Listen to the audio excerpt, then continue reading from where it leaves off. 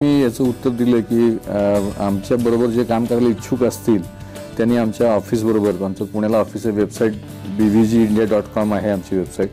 त्याच्यावरती address mail, पत्ता mail, पेनवेल असेल तर तुम्हाला 1.5 तास लागतो पुण्याला चिंचवडला यायला. तुम्ही कधीही आलात, मी दर शनिवारी पुण्यामध्ये असतो, इतर दिवशी फिरत असतो. तर कुठल्याही शनिवारी तुम्ही आलात तर आपल्याला चर्चा करता येईल आणि कशा पद्धतीने हे काम पुढे करता येईल हे बोलता येईल आपल्याला. नक्कीच नक्कीच. तर आपण आज जागतिक स्वच्छता दिनाच्या निमित्तानं हाऊसकीपिंग बद्दल जाणून घेतोय. सोबत सरही आहेत.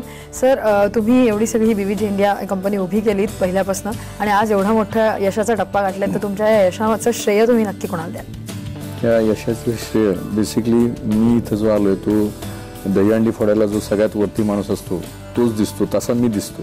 पण दुसरा थर, तिसरा थर, खालचा थर, असे बरेच थर आहेत ऑर्गनायझेशनमध्ये. सगळं श्रेय हे माझ्या 25,000 लोकांच्या टीमला जातं. त्याच्यामध्ये माझे हाऊसकीपर्स आहेत, ते चांगलं काम करून कंपनीचं नाव वाढवतात. माझे सुपरवायझर्स आहेत, माझे असिस्टंट मॅनेजर, आमचे मॅनेजर्स, आमचे रिजनल मॅनेजर्स. त्याच्यामध्ये सगळ्यात मोठा जो वाटा म्हणता येईल बीव्हीच्या ह्याच्यामध्ये, मी फक्त कन्सेप्ट किंवा टेक्निक किंवा विचार मांडतो आणि याचं कार्यसिद्धी करायचं काय म्हणतो उमेश माने जे व्हाईस चेअरमन आहेत ते करतात, की प्रचंड ताकदीने कुठलीही जबाबदारी सोपवली की ते करतात. मग त्यांच्याबरोबर आमचे गणेश लिमे आहेत जे आमचे डायरेक्टर परचेस आहेत, आमचे महाजन साहेब जे कंपनी सेक्रेटरी, आमचे कारजी कुलकर्णी CFO आहेत, 5Cची आमची कंपनीची कुठली गरज असेल ते पूर्ण करतात. आमचं साऊथचं काम प्रसन्न शास्त्री बघतो, साऊथचं त्याचं इन्चार्ज आहे. विपिन वर्मा दिल्लीचं बघतो, योगेश शात्रे आहे, प्रशांत गिरबने म्हणून नवीनच IIM अहमदाबादचे MD झालेले आमच्याकडे जॉईन झाले. अशी बरीच मोठी टीम आहे आणि ही टीम डेडिकेशनने काम करते. दयानंद मोरे आहे, बाळू माने आहे, सूर्यकांत माने जो म्हणतो आम्ही, नंतर विकास प्रचंड आहे. म्हणजे 13 वर्षे आमची लॉयल्टी प्रचंड आहे आमच्याकडे. म्हणजे डिव्हिजनंतर लोक नोकरी सोडून जात नाहीत, पूर्ण फॅमिलीसारखं त्यांना आपण कल्चर देतो. म्हणजे सातारला एखादा BCom झालेला मुलगा रहमतपूरचा आमच्या गावचा असेल, सातारला गेला तर त्याला 3,500 रुपये पगार मिळतो. जायला त्याचे 800-1000 रुपये खर्च होतात, 2,500 रुपये त्याच्या हातात राहतात. तो जर बीव्हीजीत फक्त हाऊसकीपर म्हणून जर लागला त्याला 5,000-5,500 रुपये पगार मिळतो. त्याला ESI मिळतो, PF मिळतो, ग्रॅच्युटी मिळते. आमचं ग्रॅच्युटी ट्रस्ट आहे स्वतःचं. आम्ही 100% लोकांचं ESI PF भरतो. ह्या धंद्यामध्ये बरेचसे लोक ह्याच्यामध्ये हे संपूर्ण पारदर्शिका ठेवत नाहीत. आम्ही 100% ESI PF भरतो आणि त्याच्यामुळे त्यांना चांगलं. म्हणजे काही लोक जे बीव्हीजीमध्ये 5वी-7वी नापास झालेली जॉईन झाले, टॉयलेट क्लिनिंग करायची किंवा हाऊसकीपिंग करायची, अशी काही मुलं आज 35 आणि 40 रुपये पगार घेतात आणि त्यांना ग्रोथ आहे. कारण प्रत्येकाला ज्यांनी लिडरशिप क्वालिटी आहे, जो डेडिकेशनने काम करतो असे लोक आहेत. आणि आता अशा कित्येक लोकांना मी कंपनीचं भागधारक पण केलं. जवळपास 570 लोकांना मी आता कंपनीचं भागधारक केलं की ज्यांनी त्यांच्या डेडिकेशनमुळे कंपनीची प्रगती होती. हे यशाचं श्रेय जे आहे आणि ह्याचा काही पार्ट आमच्या घरच्यांना जातो. माझी पाहिजे पत्नी वैशाली, आदिती, कन्या कधी हट्ट करत नाही कुठल्या माझ्याकडे की आम्हाला फिरायला न्या, किंवा म्हणजे महिन्यातलीच आणि 20 दिवस मी पुण्याबाहेर असतो. आता महिन्यातले 10 दिवस भारताबाहेर राहायला लागला. तर ह्या सगळ्या घरांचा म्हणजे आईचा माझा वाटा असतो, माझा भाऊ दत्तात्रय त्याचा वाटा असतो. म्हणजे यशामध्ये माझा वाटा 5%च राहील, बाकी सगळ्यांचा वाटा 95%. आता उमेशचा वाटा त्यात 50% असेल. असं सगळं आहे आणि हे सगळं चालतंय. सगळ्यांच्या एकजुटीने एवढं सगळं काम टीमचंच आहे. मी फक्त वरती दिसतो लोकांना, कारण मी सगळ्यात वरती असतो म्हणून दिसतो. पण खालचे थर जर दिसले नाहीत तर त्याचं त्या सगळ्या थरांचं जे कौतुक आहे किंवा यश त्याचाच सगळ्यात मोठा वाटा आहे. नक्कीच नक्कीच. आपण पुढचा फोन घेऊया. सध्या यवतमाळवरनं रुपेश आहेत आपल्यासोबत. रुपेश, बोला, तुमचा प्रश्न विचारा. नमस्कार मॅडम. नमस्कार. मी डॉक्टर रुपेश खंदारे बोलतो मॅडम, यवतमाळवरनं. बोला. तर मॅडम, आमचं हॉस्पिटल आहे मॅडम. तर हॉस्पिटलमध्ये मॅडम जे वेस्टेज मटेरियल राहते तर मॅडम त्याची विल्हेवाट कशी लावायची? म्हणजे मॅडम आमचं हॉस्पिटल मॅडम तालुक्याच्या स्पेसवर आहे, तर आमच्या तिथे ग्लोबल वॉर्मिंगची गाडी वगैरे येत नाही. तर मॅडम त्याबद्दल सरांना विचारायचं. नक्कीच नक्कीच साहेब. आम्ही ह्याच्यासाठी तुम्ही हॉस्पिटल मॅनेजमेंटसाठी आम्ही एक छोटं यंत्र विकसित केलं. आमची दुसरी कंपनी आहे बीव्हीजी वेस्ट मॅनेजमेंट म्हणून किंवा बीव्हीजी क्लीन टेक्नॉलॉजी म्हणून. त्या कंपनीसाठी आम्ही आता नवीन एक यंत्र विकसित केलं आहे, ज्याच्यामध्ये दिवसाला तुमचं 50 किलो वेस्ट असेल तर त्याच्यामध्ये त्याचं डिस्पोजल होतं, 100 किलो असेल तर होतं, 500 किलो असेल तर होतं. आणि त्याच्यामध्ये नॉर्मली आपण इन्सिनेटर वापरायला पाहिजेत, पण इन्सिनेटर वापरत नाहीत लोक, कारण त्याची कॉस्ट, चालवायचीच कॉस्ट खूप जास्त असते. पण ह्या यंत्रामध्ये त्याच्यामध्ये जो प्लास्टिकचा जो पार्ट असतो त्याचं ते फ्युएल तयार करतं आणि फ्युएल तयार करून बाकी सगळे जे तुमचे हानिकारक घटक असतात त्याचं ते हाय टेम्परेचर 1200 डिग्रीच्या आसपास त्याच्यामध्ये टेम्परेचर जनरेट होऊन ते सगळं जळून जातं आणि त्याचं काही तुम्हाला त्रास होत नाही, एन्व्हायरमेंटला कुठलाही त्रास होत नाही. अशा प्रकारचं आम्ही म्हणजे ह्याला पूरक असल्यामुळे आम्ही ह्याच्यामध्ये गेलो. म्हणजे या हाऊसकीपिंगला जोडून जे धंदे करता येतील आम्ही प्लास्टिक गोळा करतो म्हणून आम्ही प्लास्टिक पासून फ्यूल बनवायचा एक प्लॅन टाकलाय. असं वेगवेगळं काहीतरी प्रयत्न चालू देऊन असेल वेगवेगळे. पण यांना जर का तुम्हाला संपर्क साधून मशीन वगैरे हे करता येईल? नक्कीच काम करता येईल. म्हणजे अशा छोट्या गावांमध्ये जे राहणारे लोक आहेत किंवा जे हॉस्पिटल्स आहेत त्यांना नक्कीच काहीतरी वेगळं सोल्युशन देता येईल. आता एक आम्ही वेगळी प्रयत्न करतोय. ऑर्गॅनिक वेस्ट जी असते की घरामध्ये जी वेस्ट निघते अजून आपल्याकडे सेग्रिगेशन होत नाही, कारण मेंटॅलिटी नाही आहे. तर आता मी एक छोटं यंत्र विकसित करतोय, भावे नावाचे आमचे मित्र आहेत त्यांच्या मदतीनं, की ज्याच्यामध्ये 10 किलो 20 किलोचं सुद्धा नॉर्मली ऑर्गॅनिक वेस्ट असेल आपलं घरातलं खरकट असतं काय असतं ओला कचरा त्याला डिकम्पोज व्हायला 20 ते 22 दिवस लागतात. तर त्यांनी वेगळ्या प्रकारचे बॅक्टेरिया तयार केले आणि ते जर टाकले तर ते 4 ते 5 दिवसामध्ये डिकम्पोजिशन पण त्याचं चांगल्या प्रकारचं मॅन्युअर तयार होतं. तर ते मी आता प्रयत्न माझ्या घरातच परवाचापासून चालू केलाय की 4-5 दिवसात जर होत असेल तर मग असं करता येऊ शकेल की तुमच्या घरामध्ये किंवा सोसायटीमध्ये सोमवार मंगळवार बुधवार गुरुवार असे 7 दिवस 7 बिन ठेवायचे. सोमवारचा सगळ्या त्या सोसायटीचा ओला कचरा त्यात टाकायचा आणि ते खत जे तयार होईल त्याची किंमत जर काढली तर ती कधीही 10-15 रुपयापेक्षा जास्त जाईल. म्हणजे त्यातनं म्हणजे वेस्ट टू एनर्जी किंवा वेस्ट पासून गोल्ड अशी एक ती कन्सेप्ट आहे. त्यातही आम्ही काही प्रयत्न करतोय. ते घरगुती इतर वापरासाठी पण ते खत उपयोग होऊ शकतं, आपल्या बागेमध्ये वापरता येईल, झाडांसाठी म्हणता येईल, असे सगळ्यासाठी ते वापरता येईल. नक्कीच. सो तुम्ही या विविध क्लायंट्स लिस्ट तुम्ही सांगितले, पण त्याच्या व्यतिरिक्त तुम्ही धार्मिक स्थळांसाठी पण म्हणजे जे स्वच्छता पुरवली आहे ती फ्री ऑफ कॉस्ट पुरवलेली आहे, त्याच्या मागचं काय साधारण एक हे होतं? त्याच्या मागे साधारण असं होतं की भारत विकास जे नाव ठरवलं 91 साली की आयुष्यात काहीतरी वेगळं करायचं.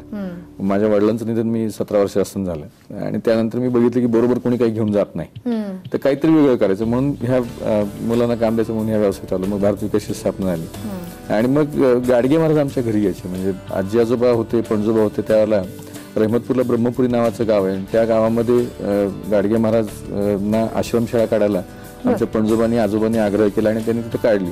मी कायम एक लिंकिंग करतो की मी स्वतः बी इलेक्ट्रॉनिक्स झालो आणि बी इलेक्ट्रॉनिक्स होऊन स्वच्छ क्षेत्रात आलो. मग काहीतरी उत्तरदायित्व म्हणून समाजाचं किंवा एक प्रेरणा म्हणून आमचा टर्नओव्हर ज्या दिवशी 2003 साली आमचा टर्नओव्हर 4 कोटी झाला होता. 4 कोटी टर्नओव्हर मी आमच्या उमेशरांशी बोललो की आपण देवांची स्वच्छतेचा उपक्रम चालू करू. आणि त्यावेळेला मी काही मोठ्या लोकांना भेटायला गेलो की साहेब ह्या देवाच्या स्वच्छतेसाठी दर महिन्याला 50,000 रुपये लागतात, पण असे काही कोणी फारसा सपोर्ट केला नाही. मग मी म्हटलं आपण आपल्या ताकदीत जेवढं जमतं तेवढं करायचं. मग आम्ही आळंदीचं काम पहिल्यांदा चालू केलं, मग आम्ही पंढरपूरचं काम चालू केलं, मग तुळजापूरचं चालू केलं, मग ज्योतिबाचं चालू केलं, जेजुरीचं चालू केलं. नंतर आता अष्टविनायक मधले 4 गणपती करतो आम्ही. रांजणगाव, थेऊर, मोरगाव, सिद्धटेक असे 4 गणपती करतो. शिर्डी साईबाबाचं काम 2000 सालापासून आम्ही करतो. ते अर्थात कॉन्ट्रॅक्ट आहे पण ते नो लॉस नो प्रॉफिट वरती आम्ही शिर्डीचं काम करतो की 1 रुपया कमवायचं, बाबांची सेवा करायची. शनी शिंगणापूर करतो. पण स्वखर्चानं सध्या आम्ही जवळपास 12 मंदिरांचं काम करतो. आमच्या ऐपतीप्रमाणे जेवढं आम्हाला करता येतं तेवढं करतो. त्यातनं ह्या आपल्या माध्यमातून लोकांना एक मी अपील करणार आहे पुढे मागे जाऊन की आता गेले 8 वर्ष माझा हा उपक्रम चालू आहे. तर तुमचा वाढदिवस आहे आणि तुमची कुलदेवी समजा तुळजाभवानी आहे आणि त्या देवाचा स्वच्छतेचा खर्च 2000 रुपये जर असेल तर नक्कीच तुम्ही 2000 रुपयाचं डोनेशन देऊ शकता. आणि माझ्या डोक्यात अशी कन्सेप्ट आहे पुढे जाऊन की भारतातली ही जी काही तीर्थक्षेत्र आहेत, म्हणजे माझी आई 12 ज्योतिर्लिंगांना जवळपास 2 वेळा जाऊन आली आणि ती म्हणली सगळीकडे म्हणजे काशी विश्वनाथला तर मंदिरात जाता येत नाही, एवढी घाण असते. मी स्वतः जगन्नाथपुरीला गेलो होतो, तिथेही परमेश्वर तिथे जेवायला येतात अशी आख्यायिका आहे, भगवान विष्णू तिथे येतात, पण ते जे खीर वगैरे बनवतात ते सगळे सांडत नेतात आणि लोकांना चालता येत नाही त्यातनं. तर त्या मंदिराचा खर्च मी काढला रोजचा 5,000 रुपये येईल खर्च, म्हणजे महिन्याला 2.5 लाखापेक्षा जास्त येणार, म्हणजे 1.5-2 लाख रुपये येईल. नंतर लोकांना अपील करणार की जगन्नाथ यात्रेला पुरीला 10 लाख लोक येतात, 365 डोनर मिळणं सहज शक्य, जे 5,000 रुपये दिवसाला देऊ शकतात. तर माझ्या डोक्यात अशीच कन्सेप्ट आहे की तुमचा वाढदिवस की तुमच्या वडिलांची पुण्यतिथी, आईची पुण्यतिथी आहे, तर या माध्यमातून तुम्ही आम्हाला त्यात काही प्रॉफिट कमवायचं नाहीये. आम्ही नो लॉस नो प्रॉफिट वरती करतो. ज्या कोणा लोकांना यातनं पुढे यायचं असेल आणि अशी स्वतःच्या नावाने काही स्वच्छता करायची असेल किंवा काही करायचं असेल तर त्या उपक्रमातून मला लोकांना एक अपील करावं वाटतं की असं काही झालं पुढे मागं तर त्याला खूप चांगला प्रतिसाद मिळेल आणि काम चांगलंही करता येईल. नक्कीच. या सगळंच एकाच दृष्टीने याच्यात साध्य होईल असंही म्हणता येईल. म्हणजे चांगलं काम होईल, सोशल कॉजही होईल आणि स्वच्छताही होईल, दोन्ही गोष्टी. आणि लोकांनी त्यांच्या जे काही जिवलग असेल त्यांच्या वाढदिवसानिमित्त करावं, कशा निमित्त करावं आणि त्यातनं आम्ही चांगलं काम करू. म्हणजे त्यातनं मग जर निधी चांगला मिळाला तर आपण गावात गार्डन डेव्हलप करता येतील. तर आळंदीसारखं गाव आहे, अख्खं गाव स्वच्छ ठेवता येईल, काही अडचण नाही त्याच्यामध्ये. तुम्ही हे जेव्हा सुरू केलं तेव्हा आतापर्यंत तुमच्याकडे साधारण 25,000 मुलं काम करतायत, तर मग त्यांनाही एक रोजगार संधी याच्यामधनं नक्कीच मिळालेली आहे. तर ज्यांना याच्यामध्ये काही नोकरी किंवा या दृष्टिकोनातून यायचं आहे त्यांच्यासाठी तुम्ही काय सांगू शकाल? ज्यांना ह्या क्षेत्रामध्ये नोकरीसाठी यायचं आहे त्यांनी आमच्याकडे आता आम्ही एक वेगळा ट्रेनिंग प्रोग्राम चालू केला आहे.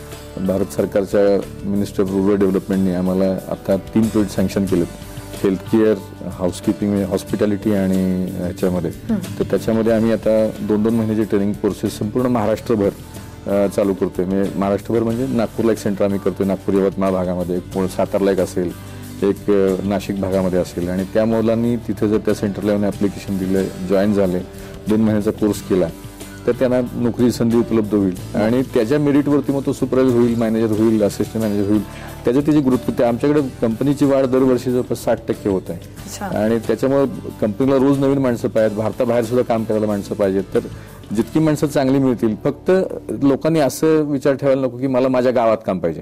ही मानसिकता आपल्याकडे खूप आहे की पुण्यातला माणूस असेल तो तिथे जोडायला नको म्हणतो, मला पुण्यातच म्हणजे सदाशिव पेठेत असेल तर तिथंच काम द्या. तर ते पुण्याबाहेर गावाबाहेर जायची मानसिकता. मी सगळ्यांना एकच सांगतो की बाबा बीव्हीजीत यायचं असेल तर देशभरात बीव्हीजीचं काम चालतं आणि देशभरात तुम्हाला जावं लागेल आणि अशी तयारी असेल तरच या.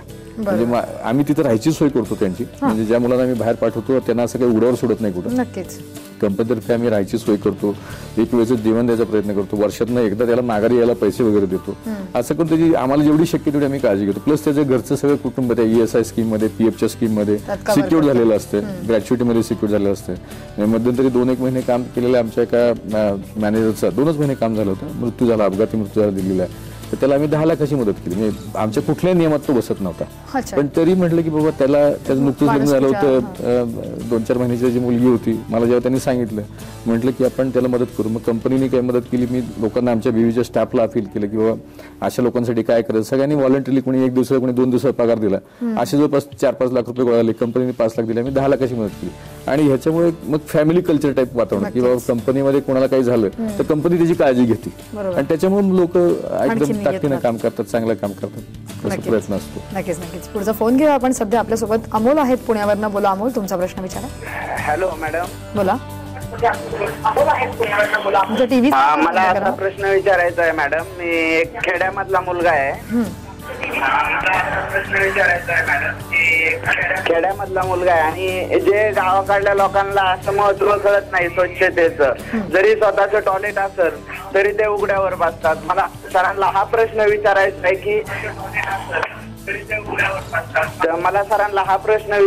आहे की खेड्यातल्या लोकांसाठी आपण म्हणजे त्यांना महत्व कसं पटवून देऊ शकतो स्वच्छतेचं. नक्कीच नक्कीच तुमचा प्रश्न लक्षात आलेला आहे सर. आपण याच्याविषयी यांनाही मार्गदर्शन करूया. गावातल्या लोकांना स्वच्छतेचं महत्व पटवून देणं जास्त गरजेचं असतं समोर. तर मग त्यांना एक साधारण तुम्ही टिप म्हणून काय सांगा? टिप म्हणून सांगणं म्हणजे बेसिकली स्वच्छता ही मॅन्डेटरी आहे. क्लीन एन्व्हायरमेंटमध्ये राहिलं तर आरोग्य चांगलं राहतं, मन प्रसन्न राहतं, चांगलं राहतं. तर ह्याच्यामध्ये ते चांगलं राहण्यासाठी सर्व गावांनी सामूहिक प्रयत्न करणं गरजेचं आहे. त्याच्यामध्ये आमचं धामणेर गाव आहे, माझं जे आमचं रहमतपूर शेजारी धामणेर गाव आहे, त्या गावाला राष्ट्रपती पुरस्कार मिळाला. सगळ्यात पहिलं निर्मल ग्राम झालं भारतामध्ये. तर असे गावामध्ये सगळ्यांनी एक सामूहिक प्रयत्न केले तर सगळं गाव ते जे हागणदारी मुक्त गाव म्हणता येईल तसे टॉयलेट्स बांधले जातात, त्याला सरकारचं अनुदान मिळतं. आणि संपूर्ण गावांनी जर प्रयत्न केले की माझं फक्त माझ्या घरातनं कचरा साफ केला आणि दारात टाकला म्हणजे साफ झालं नाही, अंगण पण माझंच आणि रस्ताही माझाच, असं जर कन्सेप्ट केली आणि त्यांनी जर प्रत्येक गावाने प्रयत्न केला तर भारतात स्वच्छता यायला काही अडचण वाटत नाही मला आणि चांगल्या पद्धतीने काम होऊ शकेल. फक्त मानसिकता बदलली पाहिजे की कचरा माझ्याकडनं समोरच्या दारात टाकला. किंवा आम्ही रोड स्वीपिंग करताना सुद्धा आमची मुलं सुद्धा प्रत्येक सुरुवातीला करायची अशी, आजही करत असेल काही काही ठिकाणी, की झाडलं म्हणजे गटरेट कचरा टाकून दिला, गटर चापून जाते. आता एकदा त्याला सांगितलं गटर पण झाडाची जबाबदारी आपलीच, तो गटरात टाकत नाही. अशा पद्धतीनं मानसिकता बदलायला लागते. नक्कीच नक्कीच. तुम्ही दृष्टिकोन बदलला की जग बदलतं, बाकी काही नसतं. बरोबर आहे. आता तसं तुम्ही म्हणालात की स्ट्रीट स्वीपिंग, तर मग साधारण तुमच्याकडचं स्ट्रीट स्वीपिंगचं काम मग तुम्ही कशा प्रकारे पुढे चालू करता? आम्ही स्ट्रीट स्वीपिंगची कामं आता जी घेतो त्यातही आम्ही मेकनायझेशन करतोय. कारण नॉर्मली काय होतं की माणसाची इफिशियन्सी असते काम करायची. रस्त्यावर काम करताना तुम्ही सकाळी 6ला काम चालू केलं तर ते 2-3 तास माणसं झाडू घेऊन झाडू मारतात, नंतर मग कुठेतरी सावलीला बसतात,